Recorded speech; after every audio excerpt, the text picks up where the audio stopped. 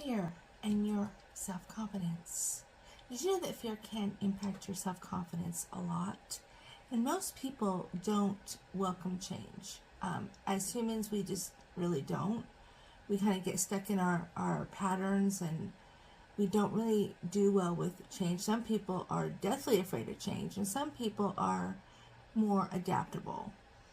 But most people will not force a change as far as fear goes unless one or two reasons. It's usually a catastrophic, severely painful experience that has caused them to think about things and decide that they need to make a change, or it's just kind of like an awakening, reflecting on yourself and wanting to be better. Fear is typically an irrational thing. And we all have fears of something. I don't care who you are, whether you admit it or not, we all have fears. And typically it doesn't, debilitate us or keep us from living our life.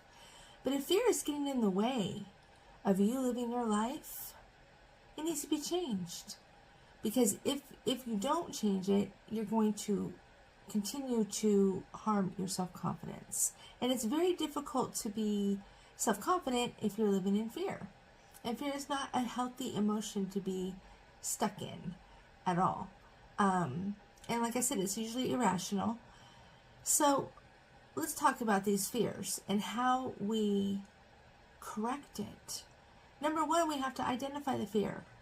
Once you identify the fear and you recognize what it's doing to you, whether it's emotional, physical, or both, then you can start to change it and change your mindset about that fear and realize that you have two choices. You can either live in fear or you can take control of the situation, and even though you still may have the fear, it's not holding you back from living your life.